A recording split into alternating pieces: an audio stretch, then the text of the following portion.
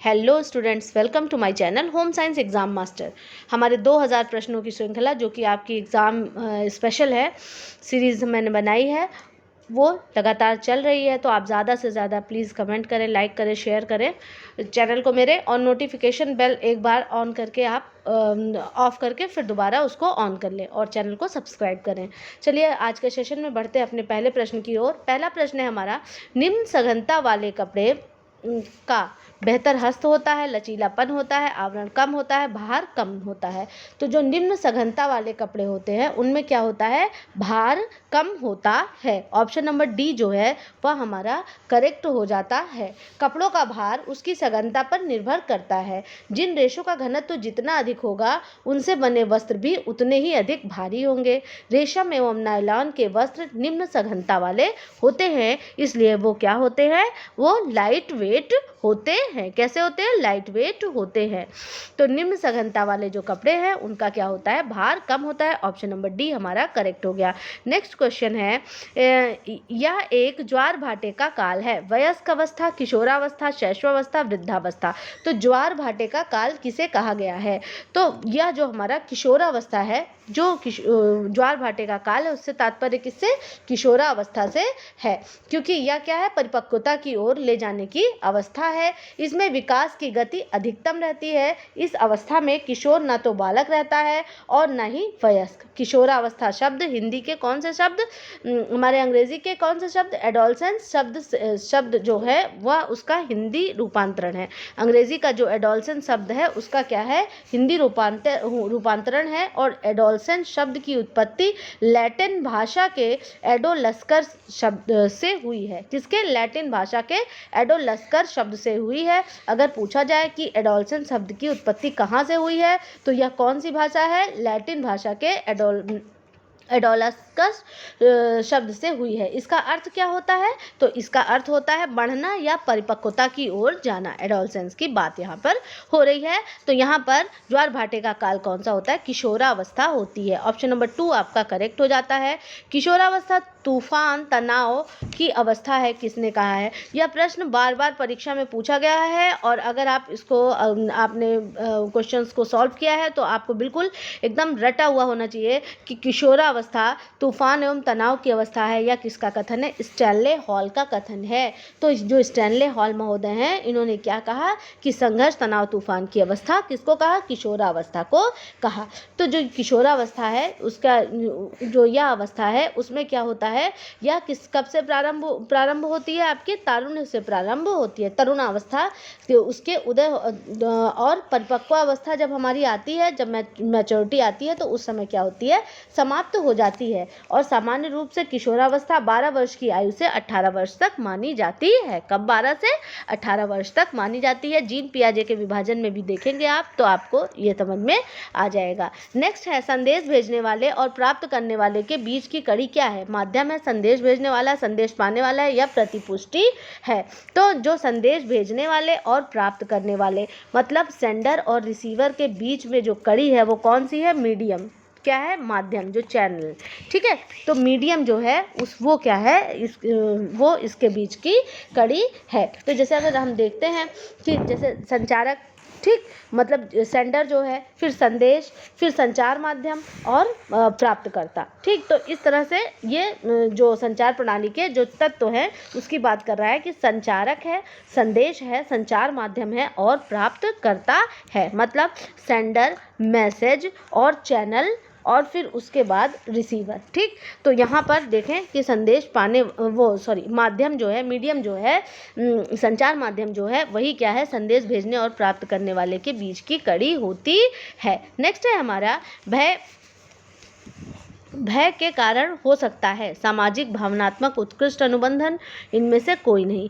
तो भय के कारण मतलब क्या हो सकता है, तो भय के कारण आपका भावात्मक हो सकता है। जो भय है किसके कारण होता है, तो ये हमारे इमोशन तो है ही, तो इसलिए यहाँ पर ये भावनात्मक से तात्पर्य होता है। वॉटसन के अनुसार बालक में भय का संवेग जन्म से पाया जाता है, परंतु ब्रिजेस के अनुसार भय संवेग का उदय 3 माह के बाद होता है। भय संवेग के विकास में अधिगम तथा परिपक्वता दोनों की ही महत्वपूर्ण भूमिका रहती है। तो भय हमारे इमोशन के अंतर्गत आता है, तो बिल्कुल आंख बंद करके हम टिक किस पे लगाएंगे, ऑप्शन नंबर बी पे भावनात्मक पर टिक लगाएंगे। कभी कभी प्रश्न की भाषा को जितने ज़्यादा, इसलिए मैं आपसे कहती हूँ जितने ज़्यादा क्वेश्चंस को आप अटेंड करेंगे आपको प्रश्न को सॉल्व करने की टाइमिंग उतनी ही कम होती जाएगी और बहुत ही कम समय में आप प्रश्न की प्रवृत्ति को समझने लगेंगे कि किस प्रकृति का प्रश्न है। अंधेपन की विविधता परिभाषा के अनुसार दृष्टि न्यूनता किसके बराबर या दृष्टि न्यूनता की बात कर रहा है, किसके बराबर या कम होनी चाहिए। तो यहाँ पर ऑप्शन है जो आपका 20 से 20, 20 से 20, 40, 20 से 200 या 20 से 200। तो दृष्टि न्यूनता मतलब जो अंधापन, जो मतलब नीचे स्तर का है, तो इसलिए से 20 से 20 के बराबर या कम होनी चाहिए। तो यहाँ पर आपका ऑप्शन नंबर ए जो है वह करेक्ट हो जाता है। मैंने अपने प्रीवियस वीडियो में पूरा दृष्टि न्यूनता का पूरा आपको अच्छे से बताया है कि किस तरह से फुल ब्लाइंडनेस होती है, किस तरह से पार्शियली ब्लाइंडनेस के अंतर्गत क्या क्या आता है। और मैं आपको साथ ही साथ बताते चलूँ कि आपको बिल्कुल परेशान नहीं होना। टीजीटी, पीजीटी और एलटी के प्रीवियस ईयर क्वेश्चंस मेरे चैनल पर उपलब्ध है। मैंने सारे ईयर के क्वेश्चन 2004 से लेकर के पूरा सॉल्व आपको कराया है। उसके साथ साथ में आपका डाउट, अगर आपको किसी टॉपिक पर कोई दिक्कत है तो आप देख सकते हैं, मेरा अलग से वीडियो एक एक टॉपिक वाइज भी बना हुआ है। और आपका वन डे वन कॉन्सेप्ट का भी मैंने वीडियो बनाया है।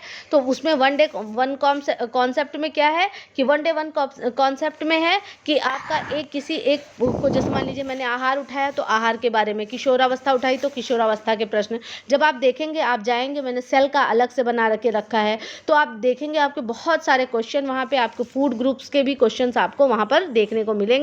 तो प्लीज़ आप प्लेलिस्ट पर ज़रूर एक बार विजिट करें, तो आप वहाँ से आप देख पाएंगे कि मेरे प्रीवियस वीडियोस भी आपके लिए बहुत ज़्यादा हेल्पफुल होने वाले हैं। शरीर के ऊतक में तरल जमा होने को क्या कहते हैं? पेलाग्रा कहते हैं, स्कर्वी कहते हैं, एडिमा कहते हैं या ऑस्ट्रोमलेशिया कहते हैं। तो शरीर के ऊतकों में तरल जब जमा हो जाता है तो वह स्थिति क्या कहलाती है? एडिमा की स्थिति कहलाती है। ऑप्शन नंबर सी जो है वह हमारा करेक्ट हो जाता है। वो स्थिति कौन सी हो जाती है?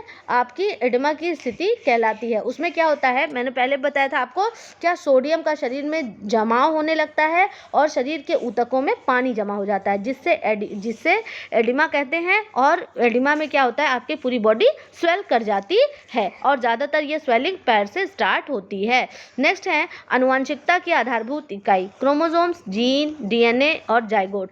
तो आनुवंशिकता की आधारभूत इकाई कौन सी है? तो आनुवंशिकता की आधारभूत इकाई कौन सी है? जीन है।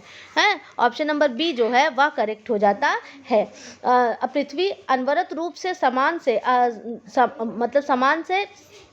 की उत्पत्ति का पालन करती है, मतलब एक चीज़ से दूसरी चीज़ की उत्पत्ति उसी के समान होती है। जैसे विभिन्न प्रकार के पेड़ पौधे हैं, उनसे भी क्या होता है, उसका बीज हम बोएंगे तो उसी तरह का पेड़ पौधा निकलेगा। ऐसे ही जीव हैं, तो वो कैसे होते हैं? अपने पूर्वजों के सादृश्य ही पैदा होते हैं और यही क्रिया वंशानुक्रम कहलाती है। अर्थात वंशानुगत कारक वे जन्मजात विशेषताएं हैं जो शिशु को जन्म से ही प्राप्त होती हैं। प्राणी के विकास में ये वंशानुगत शक्तियां प्रधान तत्व होने के कारण उसके स्वभाव एवं जीवन चक्र की गति को नियंत्रित करती हैं। तो यहाँ पर आपका जो जीन है वो क्या है? करेक्ट आंसर हो जाता है कि आनुवंशिकता की हेरिडिटी की आधारभूत यूनिट कौन सी है? यूनिट पूछ रहा है, तो ये क्या है? ये जीन है, जो कि पीढ़ी दर पीढ़ी क्या होते हैं, हमारे अंदर हमारे पैतृक गुणों को हस्तांतरित करते रहते हैं। कुशल गृहिणी के लिए क्या जरूरी है? समस्त गृह कार्यों का ज्ञान, पाक कला का ज्ञान, प्राथमिक चिकित्सा का ज्ञान या बच्चों के रोगों का ज्ञान। तो अगर वो गृहिणी है, कुशल गृहिणी के लिए सबसे ज़्यादा क्या जरूरी होता है? समस्त गृह कार्यों का ज्ञान। ठीक है, उसको हर तरह समस्त गृह कार्य में सारी चीज़ें आ जाती हैं कि साफ सफाई है, रख रखाव है और घर का इंटीरियर कैसा होना चाहिए। बच्चों की चिकित्सा के लिए, जैसे बच्चों की चिकित्सा का मतलब ये कि बच्चों के जो साधारण जो होने वाले सर्दी जुकाम, पेट दर्द या ये इन सारी चीज़ों की उसको बेसिक जानकारी होनी चाहिए। तो कुशल गृहिणी के लिए क्या जरूरी है? समस्त गृह कार्यों का ज्ञान होना जरूरी है। परिवार की सुख समृद्धि तथा उसके चहुमुखी विकास के लिए गृह व्यवस्था अत्यंत महत्वपूर्ण है। एक कुशल तथा आदर्श गृहिणी ही गृह की सुव्यवस्थित बना सकती है। घर को सुव्यवस्थित कुशल गृहिणी ही के द्वारा ही बनाया जा सकता है। स्वास्थ्य शिक्षा प्रदान करने हेतु सरकार द्वारा प्रयास किया जा रहा है। भाषणों का आयोजन किया जा रहा है, प्रदर्शनियां लगाई जा रही हैं, चलचित्रों का निर्माण किया जाता है। उपयुक्त सभी, तो यहाँ पर ऑप्शन नंबर डी जो है उपयुक्त सभी करेक्ट आंसर हो जाता है। क्या आंसर? ऑप्शन नंबर डी आपका करेक्ट आंसर हो जाता है। स्वास्थ्य शिक्षा प्रदान करने के लिए सरकार की महत्वपूर्ण भूमिका होती है, अर्थात वो इस तरह के बहुत सारे जैसे प्रयोजन है उनका क्या प्रयोग करती है, जैसे कि उसमें स्पीच होगी, भाषण होंगे, संगोष्ठी होगी, और फिर उसके बाद सेमिनार्स वगैरह भी आपको देखने को मिलेंगे।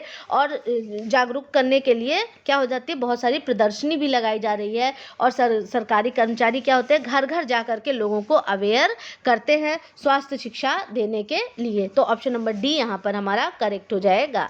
नेक्स्ट है व्यक्तित्व मापनी किसके द्वारा विकसित की गई, मतलब पर्सनालिटी को मेजरमेंट करने के लिए किसके द्वारा इसका विकास किया गया। तो यह जो ये आपका जो पीएफ जो व्यक्तित्व को मापने के लिए किसको विकसित की गई, फ्रायड के द्वारा, आइजैक के द्वारा, कैटल के द्वारा या लिंके के द्वारा। तो व्यक्तित्व को मापने के लिए किसका व्यक्तित्व मापनी, जिसको हम क्या कहते हैं, पीएफ के नाम से भी जानते हैं, और यह किसके द्वारा विकसित की गई, कैटल के द्वारा विकसित की गई। बिल्कुल बहुत मोस्ट इंपॉर्टेंट क्वेश्चन, इसको आप बिल्कुल याद कर लें। नेक्स्ट है हमारा चीनी को ताप के संपर्क में लाने पर उसका रंग भूरा हो जाता है, उसका क्या कारण है? कैरेमलाइजेशन, डेक्सट्रिनाइजेशन, जेलेटिनाइजेशन या कोगुलेशन। तो जो चीनी है उसको जब हम ताप पर लेकर के जाते हैं तो उसका रंग कैसा हो जाता है, भूरा हो जाता है। और यह क्रिया क्या कहलाती है, ये आपकी डेक्सट्रिनाइजेशन के अंतर्गत आती है। तो ऑप्शन नंबर बी जो है वह करेक्ट हो जाता है। क्या है यह क्रिया? डेक्सट्रिनाइजेशन है। ठीक है, जैसे बहुत ज़्यादा गर्म करते जाएंगे तो वो क्या बिल्कुल चॉकलेट कलर की हो जाती है। तो यह क्रिया डेक्सट्रिनाइजेशन कहलाती है। नेक्स्ट है प्रयोगशाला में कार्य करते समय छात्रों में किस दृष्टिकोण का विकास होता है? सौंदर्यात्मक, वैज्ञानिक, व्यावसायिक, इनमें से कोई नहीं। तो प्रयोगशाला में कार्य करते समय छात्रों में किस दृष्टिकोण का विकास होगा?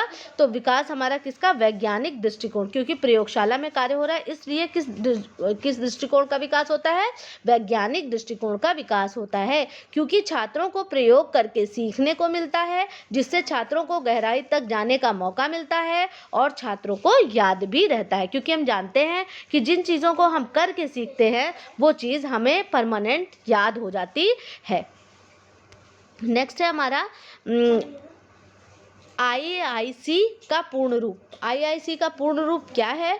तो आईआईसी का पूर्ण रूप है इंफॉर्मेशन इलेक्ट्रॉनिक्स कम्युनिकेशन, बी है international export council, Indian economic council, information education and communication. तो यहाँ पर इसका जो ऑप्शन नंबर डी है वह करेक्ट हो जाता है। इसको याद कर ले, छोटी छोटी चीज़ें एग्जाम में बहुत बार आपको देखने को मिल जाती हैं। इंफॉर्मेशन एजुकेशन एंड कम्युनिकेशन, ठीक है, तो ये आईआईसी का पूर्ण रूप है। ऑप्शन नंबर डी करेक्ट हो जाएगा। एक टन कार्बन डाइऑक्साइड के उत्सर्जन के सापेक्ष किसी में दी गई अवधि में एक टन गैस का उत्सर्जन कितनी ऊर्जा अवशोषित करेगा? इस माप के लिए दिया गया शब्द क्या है? इस माप को अगर आपको जो दिया हुआ शब्द है वह क्या है? ग्रीन हाउस पोटेंशियल है, ग्लोबल वार्मिंग इफेक्ट है, ग्रीन हाउस इफेक्ट है या ग्लोबल वार्मिंग इफेक्ट है? ग्रीन हाउस इफेक्ट के बारे में अगर आपने पढ़ा है तो तुरंत आप इस पर जाएंगे और क्या ऑप्शन नंबर सी जो है यही क्या है हमारा? ग्रीन हाउस इफेक्ट है। ठीक, तो ऑप्शन नंबर सी यहाँ पर करेक्ट हो जाता है। शिशु अवस्था जीवन की एक ऐसी अवस्था है, उन्नतिशील, श्रेष्ठ, सामान्य या महत्वपूर्ण। तो जो शिशु अवस्था है वह जीवन की कैसी अवस्था है? यह सबसे महत्वपूर्ण अवस्था है, शिशु अवस्था। और यह अवस्था कब से है? 5 से 6 साल तक की वर्ष तक की आयु की मानी जाती है। और इस अवस्था को क्या कहते हैं? समायोजन की अवस्था भी कहते हैं। और फ्रॉयड ने इस अवस्था को बालक का निर्माण काल कहा और क्रो ने 20वीं सदी को बालक की शताब्दी कहा है। यह प्रश्न यहाँ से कई बार पूछा गया कि किसने बालक को मतलब 20वीं सदी को बालक की शताब्दी कहा है, तो यह क्रो एंड क्रो का महोदय का कथन है। और फ्रॉयड ने कौन सी अवस्था, जो शिशु अवस्था है 5 से 6 वर्ष तक की अवस्था जो है उसे क्या कहते हैं, क्या कहा है, इस अवस्था को समायोजन की अवस्था भी कहा है। ठीक है, 5 से 6 वर्ष तक की जो अवस्था है उसको समायोजन की अवस्था भी कहा है। तो यहाँ पर ऑप्शन नंबर डी महत्वपूर्ण शब्द एकदम सही हो जाता है। यह मूल्य एक साधन है, भाषा, संस्कृति, स्त्री, पुरुष। तो यह मूल्य का एक साधन है। मूल्य का एक साधन क्या चीज़ है भाई? तो भाषा जो है वह मूल्य का एक साधन है। तो मनुष्य, क्योंकि ये जो वैल्यू है हमारे जीवन में, किसकी? भाषा का बहुत ही महत्व है, क्योंकि भाषा मानव को सब और अन्य प्राणियों से अलग करती है, और साथ ही साथ में हम समाज में भाषा के ही माध्यम से अंतःक्रियाएं करते हैं, अपने विचारों को दूसरों तक पहुंचाते हैं, दूसरों के विचारों को स्वयं समझ पाते हैं। तो ऑप्शन नंबर ए, यह मूल्य का एक साधन है। तो ऑप्शन नंबर ए जो है भाषा, वह करेक्ट आंसर हो जाता है। नेक्स्ट है, फ्लैश कार्ड्स उपयुक्त हैं किस लिए? सामाजिक विज्ञापन के लिए, घटना के प्रचार के लिए, प्रक्रिया या चरणों को समझाने के लिए, कार्यक्रम की जानकारी देने के लिए। तो मैंने आपको पहले बताया था फ्लैश कार्ड्स क्या है, ये क्या है, स्टेप वाइज, क्योंकि इस तरह के ये कार्ड्स होते हैं संख्या में, ये 6 से 8 तक हो सकते हैं, 10 भी हो सकते हैं। तो मतलब फ्लैश कार्ड वैसे जनरली 6 से कम नहीं होते हैं। इसमें क्या होता है, एक तरफ लिखा होता है और दूसरी तरफ चित्र बने हुए होते हैं। तो जो लिखा हुआ पार्ट होता है वह जो पढ़ने वाला है उसकी तरफ रहता है, और चित्र वाला पार्ट जो होता है वह किसकी तरफ? ऑडियंस के तरफ होता है। तो इससे क्या होता है, हम क्या करते हैं कि प्रक्रिया या चरणों को समझने के लिए जो हम लोग किसका प्रयोग करते हैं? फ्लैश कार्ड का प्रयोग करते हैं। और फ्लैश कार्ड्स का प्रयोग कर कम शब्दों में प्रसार संदेश दिया जाता है। इस विधि में कुल 10-12 फ्लैश कार्ड का प्रयोग किया जाता है। वैसे मैं आपको बताऊं कि मतलब 10-12 का जनरली प्रयोग करते हैं, 6-8 भी चल जाता है। तो फ्लैश कार्ड जो ये प्रश्न पूछा गया वहां पे जो मेन इसका आंसर है ऑप्शन नंबर सी है, प्रक्रिया या चरणों को समझाने के लिए। कला का सिद्धांत क्या है? तो कला के सिद्धांत की बात हम करें, रेखा, प्रकाश, संतुलन या उपरोक्त सभी। तो कला का जो सिद्धांत है उसमें क्या है? संतुलन है। अब हम बात करते हैं कला का सिद्धांत होता कौन कौन सा होता है। तो कला के सिद्धांत की बात हम करें तो इसमें क्या है? सामंजस्य है, संतुलन है, प्रभाविता है, लय है, परिक्षेप्य है, और इस तरह से यह इसके हैं कला के सिद्धांत हैं। अगर कला के तत्व की बात करें तो उसमें हमारा क्या आ जाता है? रेखा आता है, हमारा प्रकाश आ जाता है। कला के तत्व की बात मैं कर रही हूँ। रेखा आता है, प्रकाश आता है, आकार आता है, रंग रूप आता है, और आपका साथ ही साथ क्या आता है? रिदम, लय। लय ये किसके? कला के तत्व के अंतर्गत आता है। तो कला के सिद्धांत इसमें कौन सा है? संतुलन है। तो ऑप्शन नंबर सी जो है वह करेक्ट हो जाता है। पट्टी बांधने में रीफ गांठ का प्रयोग किया जाता है क्योंकि वह ढीली रहती है, इसे आसानी से खोला नहीं जा सकता, यह सुंदर दिखाई देती है, यह चुभती नहीं है तथा इसे आसानी से खोला जा सकता है। तो ऑप्शन नंबर डी जो है वह करेक्ट हो जाती है आपका, कि यह चुभती नहीं है और इसे आसानी से खोला जा सकता है। इस पर नॉट लगाएंगे और एक सिरे को खुला रखते हैं, एक सिरे पर ऐसे नॉट लगी होती है। जब हम क्या करते हैं, सिरे को खींचते हैं तो ये नॉट अपने आप खुल जाती है। जो हमारी गांठें होती हैं वो कितने प्रकार की? 2 प्रकार की होती है, एक ग्रेनी गांठ और दूसरी रीफ गांठ। ठीक है, पट्टी बांधने में किस गांठ का प्रयोग किया जाता है? रीफ गांठ का प्रयोग किया जाता है। इसे आसानी से खींच लिया जाता है, और यह विशेष प्रकार की चपटी गांठ है जिसे तिकोनी पट्टी, झोलियों आदि में बांधने के लिए काम में लाई जाती है। तो ऑप्शन नंबर डी जो है वह करेक्ट हो जाता है। यह चुभती नहीं है तथा इसे आसानी से खोला जा सकता है। व्यक्ति का व्यक्तित्व झलकता है चित्रों के चुनाव से, घर की साज सज्जा से, कीमती सामान से, इनमें से कोई नहीं। तो यहाँ पर जो व्यक्ति का व्यक्तित्व है, जिस तरह का हमारा व्यक्तित्व है, वह हमारे घर के साफ सफाई, घर के इंटीरियर, इन सारी चीज़ों से हमारा व्यक्तित्व झलकता है। अगर हमें साफ सफाई पसंद है तो क्या हम अपना घर भी उसी प्रकार से साफ सुथरा रखते हैं। तो व्यक्ति का व्यक्तित्व किससे झलकता है? घर की साज सज्जा से झलकता है। ऑप्शन नंबर बी जो है वह करेक्ट हो जाता है। जो घर की साज सज्जा घर में रहने वाले लोगों के विचारों एवं भावनाओं की अभिव्यक्ति करती है, जो कि किसको? दूसरे को प्रभावित करती है। अगर गंदा संदा सा हमारा घर है तो आने वाला इंसान देखता है और कहता है कि मतलब कितने गंदे और लापरवाह टाइप के लोग हैं ना, और घर एकदम आपका सेट रहेगा तो लगता है कि आपके जीवन में सब कुछ मतलब इनके जैसे इनका घर एकदम सेट है वैसे सब कुछ इनका सही है। ठीक, फिर उसके बाद आय का वह भाग जो आवश्यकता की पूर्ति के पश्चात शेष बचता है तथा जिसे भविष्य के उत्पाद कार्यों में लगाया जाता है कहलाते हैं क्या? निसंचय, बचत, आय या व्यय। तो वह भाग जो आवश्यकता की पूर्ति के बाद बचता है, तो निश्चित सी बात है वो कौन सी चीज हो जाएगी? हमारी बचत हो जाती है, जिसे भविष्य के लिए उत्पादक कार्यों में लगाया जाता है। मतलब हमें अपने फ्यूचर में कौन सा काम करना है, कोई भी प्रोडक्टिव काम करना है तो उसके लिए लगाया जाता है। तो वो कौन सी चीज है? वो क्या है? हमारी बचत है। क्या है? बचत है। और पारिवारिक आय से आशय उस धनराशि से है किसी परिवार द्वारा एक निश्चित अवधि में अर्जित की जाती है। पारिवारिक आवश्यकताओं की पूर्ति के लिए जिस धन को खर्च किया जाता है उसे ही पारिवारिक व्यय कहा जाता है। नेक्स्ट है फ्लैश कार्डों की अधिकतम संख्या हो सकती है। अधिकतम पूछ रहा है कि फ्लैश कार्ड की संख्या कितनी हो सकती है। तो यहाँ पर आपका फ्लैश कार्ड्स की अधिकतम 20 से 22, 10 से 12 और 6 से 8। तो फ्लैश कार्ड की संख्या इसकी कितनी होनी चाहिए? 10 से 12। फ्लैश कार्ड की अधिकतम संख्या कितनी हो सकती है? 10 से 12 हो सकती है। इसमें प्रत्येक कार्ड मोटे कागज पर बनाए जाते हैं जो कि 21 × 27 सेंटीमीटर के करीब के आकार के होते हैं। इसको आप नोट डाउन कर लें क्योंकि कभी कभी इसका मेजरमेंट पूछ लेता है। 21 × 27 सेंटीमीटर के करीब के आकार के होते हैं, जिसमें चित्र होते हैं या रेखा चित्र बने हुए होते हैं। तो आप फ्लैश कार्ड्स जो होते हैं ऐसे चौकोर से नहीं होते हैं, तो वो कैसे रेक्टेंगुलर शेप के थोड़ा होते हैं। ठीक है, ये इसका 21 और इसका 27। तो इसी से आप इसको समझ सकते हैं। और यह कार्ड बंधे हुए नहीं होते। प्रत्येक कार्ड को दर्शकों के सामने फ्लैश किया जाता है, मतलब दिखाया जाता है, और साथ में शब्दों की कमेंट्री जो कि पीछे लिखी हुई होती है उसको करते हैं और इसको हाथ में पकड़कर इसका प्रयोग करते हैं तथा फ्लैश कार्ड्स को एक के बाद एक करके दिखाया जाता है। नेक्स्ट है समाज मिति एक बच्चे का मापने का उपकरण है। बुद्धिमत्ता स्तर, व्यवहार समस्याएं, समूहों के साथ संबंध, अभिभावकों के साथ संबंध। तो यहाँ पर जो ऑप्शन नंबर सी है कि क्या है? समाज मिति एक बच्चे का मापने का उपकरण है। क्या चीज? समूहों के साथ मापने का उपकरण है। क्या? समाज मिति। तो यहाँ पर समूहों के साथ संबंध, जैसे अगर एक बच्चा है तो उसका समूह के साथ कैसा संबंध है, यह समाज मिति के द्वारा इस बात का मापन किया जाता है।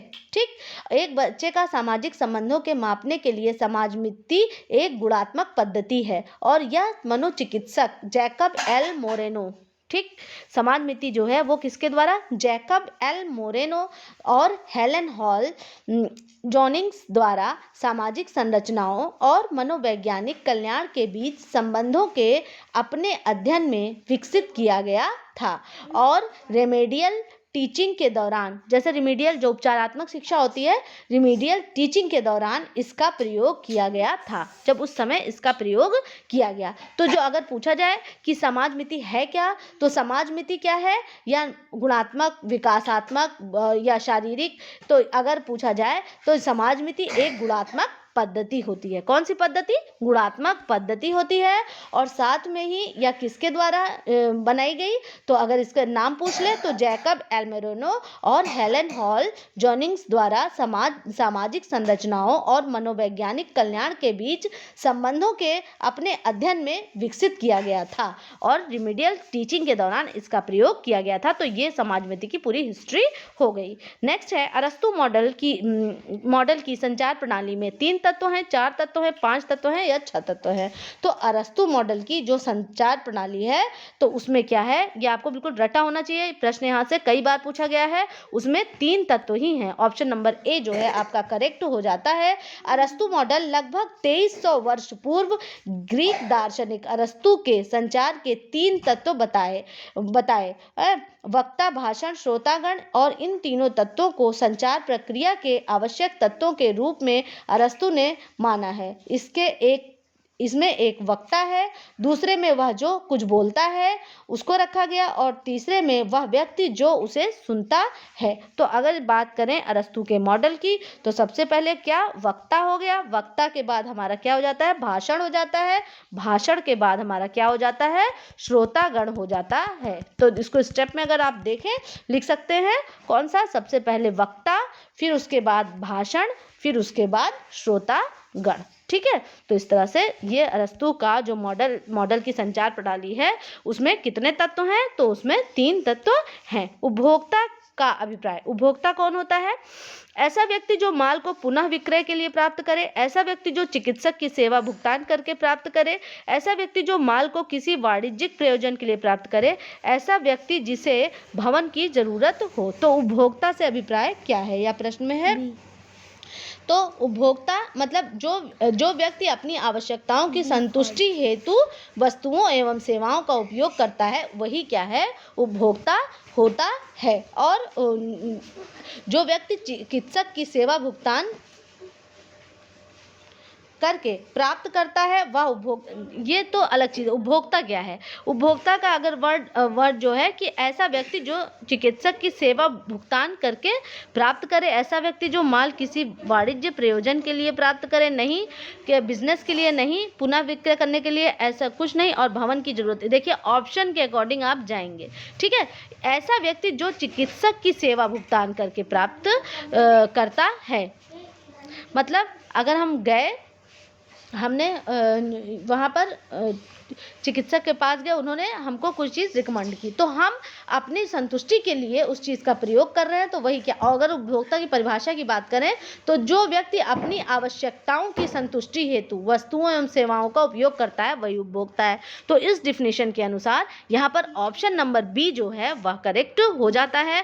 और इसी के साथ में आज का हमारा सेशन खत्म होता है। और साथ में मैं आपको बताऊं कि अगर मतलब आप मेरा चैनल सब्सक्राइब करिए, और जिन लोगों ने सब्सक्राइब किया है तो प्लीज़ वो अपना नोटिफिकेशन बेल अपना एक बार ऑफ करके दोबारा ऑन कर लें, और उसके बाद भी नोटिफिकेशन नहीं आता तो प्लीज़ चैनल पर आप ज़रूर चेक करें, क्योंकि मैं डेली वीडियो अपलोड करती हूँ, और प्रीवियस ईयर क्वेश्चंस को ज़रूर देखें। Okay, take care.